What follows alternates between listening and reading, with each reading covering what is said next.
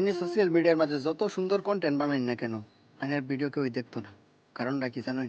কারণটা আমি এনে করে কই দিই। একদম মনে এরকম আছেন যে মানুষের সোশ্যাল মিডিয়াত ভালো ভালো বস্তু বিছাইছে, ভালো ভালো বস্তু লেগে সোশ্যাল মিডিয়াতে ভিডিও দেখছে, কিন্তু সেদিন নাই। আজকালের জমানাটা বেলেগ ধরনের। সোশ্যাল মিডিয়াটা এরমই হয়েছে যে আইনে যত সোশ্যাল মিডিয়ার মধ্যে আইনে যত গাইল দিন, যত অশ্লীল কন্টেন্ট ডালুন, যত খারাপ কন্টেন্ট ডালুন, আইনের ভিডিও তত ভিউজ হইব।